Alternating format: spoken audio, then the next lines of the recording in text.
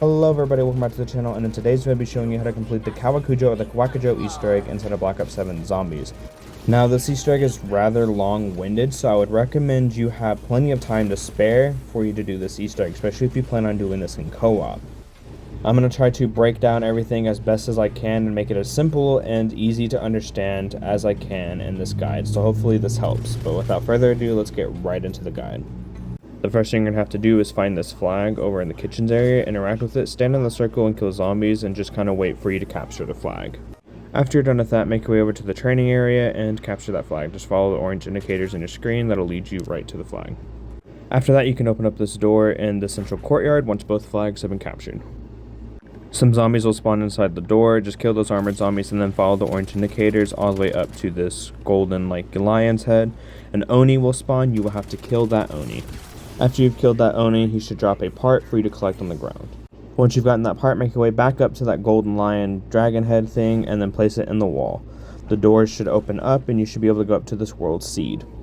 Now what you're going to have to do is wait for zombies to spawn in, and zombies should start glowing purple once they get near the world seed. Just kill them and the souls should fly into the world seed. After you've done that, Pack-a-Punch should be unlocked. Now we need to collect 3 different parts for the one weapon, and each part has 3 different locations. For the first part, the first spawn location is right here next to Speed Cola. The next part spawn location is by double tap in the kitchens on this barrel right here. The third and final spawn location for this part is also in the kitchens across the way from double tap. This is where it was in my game.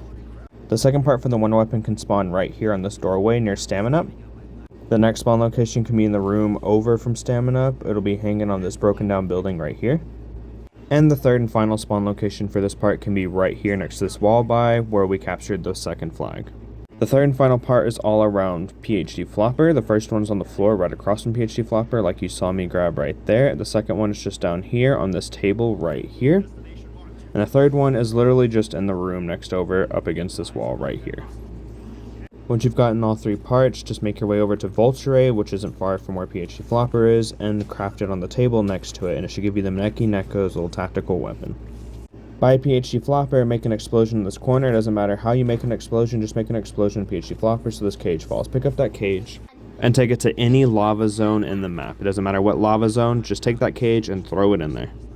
Now you need to go to 5 different spawn locations. It'll be one of these 5, and you need to kill a zombie to spawn in paw prints.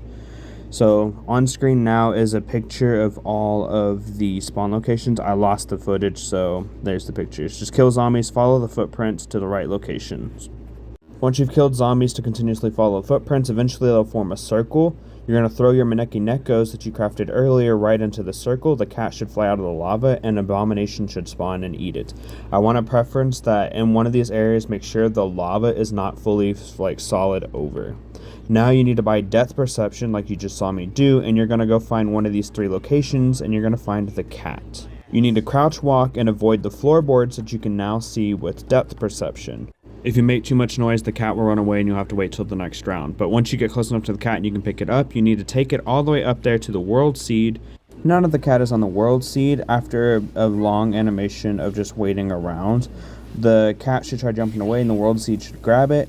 Now use your melee weapon and wait for 5 red pulses from the world seed. After 5 red pulses, you should be able to go up there and melee it. It'll pulse one more time and then you can go melee it a second time. So 5 pulses, melee, 1 pulse, melee, and just do this until it lets go of the cat. Eventually it'll throw the cat down for you to be able to collect the wonder weapon. Now make your way to the stables and you're going to throw a grenade at this little bone piece that's sticking out when the lava is solidified over it, and you'll be able to collect this next part. Make sure the lava is solidified over. Now you're going to have to use the wonder weapon to shoot these lanterns to where they start glowing purple. There are 11 lanterns around the map. Follow the exact path that I do and you should get this every time. You are on a time limit, so make sure you're doing this as quickly as possible. Just follow the path that I do in this video and you should be able to shoot all the lanterns within the time limit. Once you've shot all the lanterns, you should get a quote from your character as well.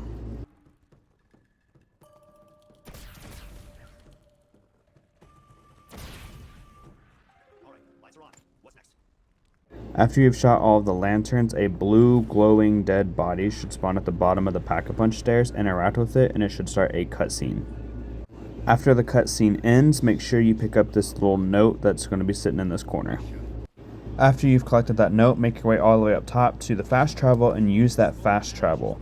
On the fast travel, make sure you hold down the right button, or if you're on console, both of your joysticks to the right, and you're going to interact when you come around that corner just like I did to pick up the mask. Once you picked up the mask, make your way to PhD Flopper, and you're going to place the mask on the wall right here. All the masks on the wall are going to start flashing a certain order, and you're going to need to remember what order they flash. Zombies are now going to spawn in, and you'll need to kill the zombies wearing those masks in the right order that the wall just showed you. You can pause here if you need, but on screen now there should be a diagram with the masks and a name above each of the masks, because you're probably going to have to write it down for the next combinations and pause your game so you can see the next combinations like I'm doing here. But the names of the masks that I've given also allow you just to write the initial of the mask real quick if you're in a co-op game. There are 3 waves of masks you're going to have to shoot. The first one should always have 3, the second one will always have 4, and the third and final round will always have 5 masks you need to shoot and kill. Again, look at the masks, and you're going to find the zombies wearing those masks and shoot them or kill that zombie in the right order that the wall just gave you. It is probably definitely easier to melee the zombies so you don't accidentally shoot through the zombies and kill the wrong zombie. Once you have killed the last zombie that you need for this step, the mask in the center that you put on before starting this step should now start glowing blue. Try interacting with it, and after a few seconds, a cutscene should start. After the cutscene ended, the ghost should turn into a mask that you're going to have to follow. That always goes to the exact same 3 locations every time. Just follow what I'm doing in my footage, and you're going to shoot the mask in those locations. Each time you shoot the mask, it will drop a part that you are going to have to collect. So just follow what I'm doing in my game. You can also follow the mask and just shoot those locations, collect those 3 parts, and after you've done the third one, the mask should move over to Pack-a-Punch and it should go into the World Seed. After you've collected all 3 of these parts, you need to go to the evidence room right here and above PhD Flopper, and you're going to place the parts on these shelves. Make sure you're doing this after every step. But after this time, the first portrait should reveal itself. Go to the bottom of the Pack-a-Punch stairs and make sure you pick up this pottery shard that is laying on the ground. Make sure you pick that up, otherwise you won't be able to progress in a later step. Make your way to the kitchens and go into the back of this room as you see me do here and melee this box on this shelf. A green apple should fall on the ground. Stand on it and jump 3 times and you should be able to collect a seed. If you accidentally jump 4 times, the seed will crush. You'll just have to end the round to be able to knock another green apple down. Now this next part is really weird to grab, but go to the flower gardens like you see me do here and go on this rock and just hold interact in this little corner like you see me do here, and eventually in the top right corner you should see a part being collected. Now make your way to the section in between tea gardens and the training area and use a charge shot of the wonder weapon up on that roof like you see me do there, and it should drop you a pouch. Now that you have that pouch, you need to make your way to one of the volcanic fissure areas around the map. It's one of the gray areas that are all ashy and foggy, and you take damage and it makes it hard to breathe. Just stand in one of those for around a minute, or until you get from 250 health to down around 150 health. Just stand here for a minute, keep an eye on the top right corner of your screen, and eventually you will see a part being collected. This is really tricky in the middle of a round, so it's best to do this at the end of a round. Ether shrouds really help during this step as well. Now you need to make your way to this pot. On the way up to the Pack-a-Punch building areas, you need to place all the parts that you got in a pot. Now head up to one of these cherry blossom trees and you're going to melee it until it lights up. Once it lights up, you need to just wait here. It's best to run on circles to make it activate until your screen lights up and you get extra health. This is going to be flower power. Now make your way to this potted plant and you're going to run in circles until a tornado spawns. Once a tornado spawns, the pot should light up. Then after a few seconds, you'll be able to collect a plant. Make sure you don't get hit by a zombie because it'll deactivate your flower power and you won't be able to spawn the tornado. Now make your way back to the evidence room and place all the parts on the evidence board. Now you need to go look at one of the mystery box locations around the map. It can be any of them, and you need to look to see if you can find this little yellow tag on either the left or the right side of the mystery box. Now either move the mystery box to that location or spawn in a fire cell, and you're going to throw one of your Maneki Neko's little tactical grenades down in front of the mystery box. Then spin the mystery box while it's at that location. If done correctly, your tactical on the ground should spark, and then you should be given this little coin purse. Now that you got the coin purse, make sure you stay in the spawn room and go towards this back area, and you should see a blue coin purse spawn in. Interact with that coin purse and it'll start a cutscene. After the cutscene ends, make your way to the tea gardens and pick up this bucket. There's multiple bucket locations, but this one is right next to the water source. Look down at the water and interact with it to pick up the water, and now you cannot run or jump or be hit by a zombie or take any sort of damage, otherwise the water will spill out of your bucket. So walk the path that I am currently walking and make your way over to the flower gardens. Once you're in the flower gardens, you're going to interact with 3 different plants that are on the ground. The first one is the one you just saw me interact with there. The other 2 plants you need to water are on the other side, so you're going to have to walk all the way around through the kitchens to try to get to the other side. Now, if the lava is solidified over, you can just walk across, but if the lava is not solidified over, you are going to have to go all the way back to pick up more water, so that you can jump over and make your way to water the last 2 plants. The second plant is going to be right here in front of the bridge, and the third plant is just going to be down the pathway on the way towards Wisp's Tea. Once you have watered all 3 plants, 2 yellow glowing plants are going to spawn in the flower gardens. They're going to be right there next to each other. You can see both of them. You need to shoot them to deactivate them, and then you need to kill the orange glowing zombie. When the orange yellow glowing zombie is glowing, he is immune. So shoot those plants to get rid of his immunity so you can kill him. He's going to run around and try to eat the plants to reactivate his immunity, and his immunity will also just come back online over time. Aiming for headshots with the wonder weapon seems to kill him really quickly, and once you kill him, he should drop 2 parts for you to collect. Place the parts you collected on the wall inside of the evidence room. Now you need to make your way over to the kitchens and walk the path that I do towards the arsenal station, and on this shelf there should be a box with red apples inside. This can be a little tricky, so just keep meleeing it until a red apple falls out. Once you've dropped the apple in, make your way across the entirety of the map, get away from the area, and wait around a few seconds. You can do this the same round. After a few seconds, make your way back to the kitchens, and a zombie should be eating the apple on the floor. You need to walk up to that zombie and get him to start chasing you. Then you need to make your way all the way over to the staging area. Once you're in the staging area, you'll need to kill that zombie that is eating the apple right in front of this zombie barrier. Once done correctly, a new zombie should spawn in that zombie barrier and should come out to try to eat the apple. You need to kill that zombie as quickly as possible. That zombie is going to continuously eat apples and regain his health until he eventually goes back into that zombie barrier. Once you kill him, he'll drop 2 parts for you to pick up on the ground. Make sure you take those parts and go and place them on the evidence wall in the evidence room. Now you need to make sure you have decoys. There is an augment on Mule Cake that allows you to carry extra equipment, so you can have 3 decoys or have somebody else in your game with decoys as well, and you're going to throw 3 decoys on these 3 windows in the training area like you see me do here.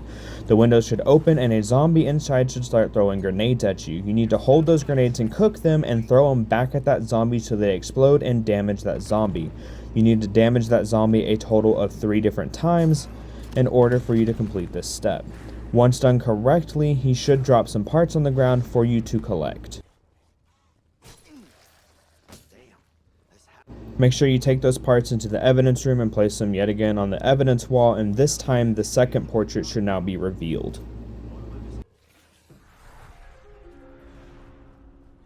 Now make your way to the PhD flopper room, and these scrolls should be sticking out of the wall. You're going to continuously melee these scrolls until they are all in the wall in the correct order.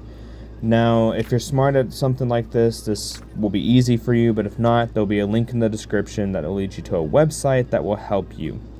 All this puzzle is trying to shoot/melee the scrolls all into their own holes. Every time you hit one of the scrolls, every scroll that is touching that scroll will also move positions either in or out. You need to make sure you get all the scrolls inside. On screen now will be a quick little picture guide of how to get there, and just hit the link in the description and follow the instructions on screen, pause if you need to, and input your exact positions of your scrolls, and it'll tell you exactly what you need to do to solve it. Once completed, 2 parts should fall to the ground and you'll be able to collect them. Now you need to make your way to the kitchens, and you need to go and place the part that you just collected on this little bowl right here. Now you need to either use the brain rot ammo mod on a gun, or use the turncoat gobblegum, or use sight grenades to turn zombies next to it so that way it fills it up with souls. Once it's full of souls, you'll realize that the utensil is glowing blue. Interact with it and it'll start a cutscene. After the cutscene ends, this wall will open up and you'll be able to grab the pufferfish. Once you got the pufferfish, you need to make your way back to the evidence room and place the pufferfish on the wall with the evidence, and the third portrait should now be revealed.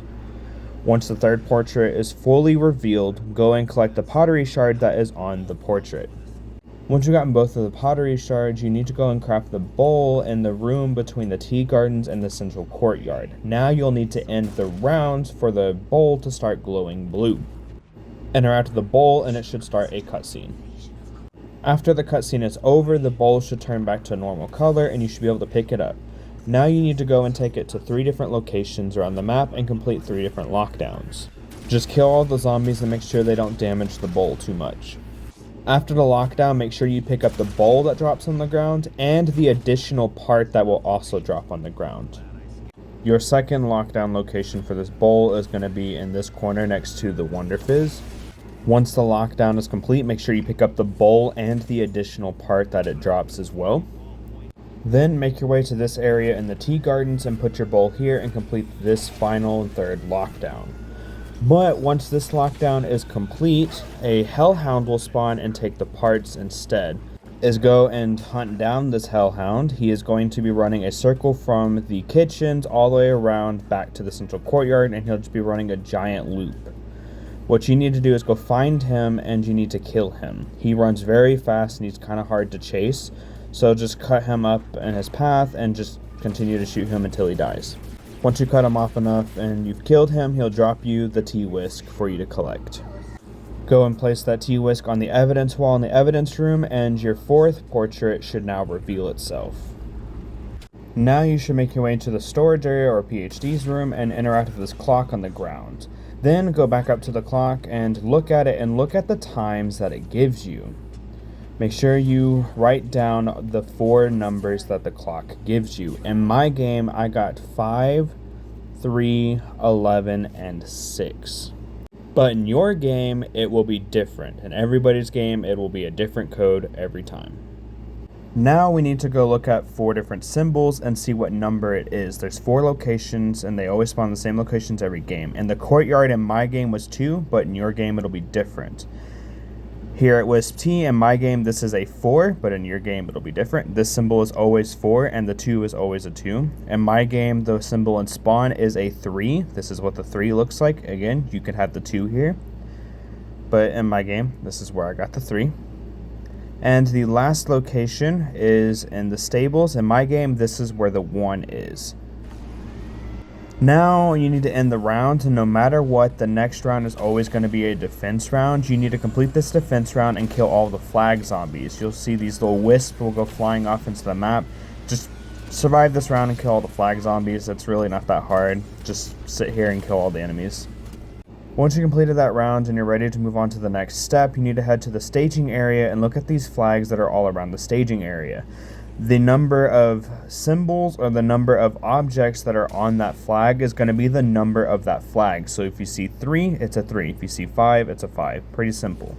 You need to memorize what numbers are on each of these flags, because in some of the symbols you're going to have to place 2 flags, while in some symbols you're going to have to place 1. In my personal experience, 2 of the symbols will require 1 flag and 2 of the symbols will require 2 flags. So in my game, the symbol at spawn was a 3, so I'm going to correlate that to the 3rd number the clock gave me, which in my game was 11. So that means I'm going to put down a flag that has the number 5 on it and the flag that has the number 6 on it to create 11. In my game, the stables was a 1, so I'm going to put down a 3 and a 2 to make a 5. The reason why I'm doing this is because I only had 1 flag that had the number 5 on that, and I had to use that to make the number 11. So now I have to use the only 2 flag that I have and one of the 3s that I have to make the number 5 at the stables. Again, your game will be completely different. In my game, the symbol at the stables was a 2, so I'm going to put down a 3 because the second number the clock gave me was a 3, and I had an additional 3 flag, so I'm going to put that there. In my game, the last symbol I need to put a flag down at is at Wisp T, and this was the 4. So in my game, the 4th number the clock gave me was a 6, so I'm going to go put down my final 6 flag there. Once you put the correct flag in the correct places, you need to go and interact the clock, and if done correctly, the clock should give you a final part. Now you need to go and place that final part on the evidence wall in the evidence room, and the 5th and final portrait should reveal itself. Now we need to solve the murder case. I'm going to try to make this as easy as possible for you. The first picture is always going to be this comb right here, and you need to place that in front of the first portrait. It is always the same. The last portrait, and I mean the very last portrait on the opposite end, is always going to be this stone or the medallion that you collected, and you need to place that there. That is always the same in every game too. We are going to skip the second portrait for now and go straight to the third portrait. For this one, you'll need to read the doctor's note, which is the one on the far left. If the doctor's note says obnoxious food, it is going to be the pufferfish.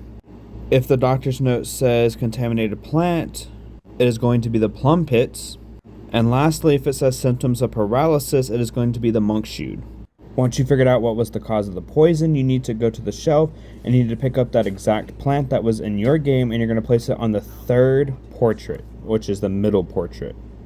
Now you need to look at the note on the far right and look at whatever poison you put at the middle portrait. You need to find that poison and look at how long it takes for the poison to take effect. In your game, how long it takes for the poison to take effect will be completely different. Now you need to look at the doctor's note again and look at the time of death. Then you need to see what animal the hour was. Again, in your game, it'll be completely different. Now you need to look at this dial on the wall in the evidence room, and you need to find the animal on that dial that the time of death was for you. In my game, it was the hare or the rabbit. And how long it took for my poison to take effect was 2 hours. So I need to put the time on the clock 2 hours before the hare. But in my game it's already set, but in your game it won't. Again, you'll need to put that whatever time it takes for your poison to take effect, however long it takes for your poison to take effect, you need to put that before the animal of time of death. In my game it took 2 hours to take effect, so I put it 2 hours before the hare. We are still going to skip the second portrait for now. We're going to go to the fourth portrait. Now you need to look at the background of the fourth portrait, and you need to see what symbol is on the poster in the background. In my game it was a bird, but in your game it can be the fish, the mountains, or the bird. Depending on what object was in the background of your fourth portrait is going to depend on what item you place down. If it was the fish, you're going to place down the tea whisk. If it was the mountains, you're going to place down the horse item, and if it was the bird, you're going to place down the painting brush. Just place your item down in front of the fourth portrait. Now we are going to come back to the second portrait. For the second portrait, you're going to need to go to one of the 4 traps and activate the trap and let it kill a few zombies. While it's active, you need to go to one of the locations and try to see if you can find the ghost soldier. It's best to have subtitles on, but you need to listen to the ghost soldier and it'll tell you a certain person. It'll either tell you the merchant, the courtier, or the gardener. Listen to see which one of these 3 he says.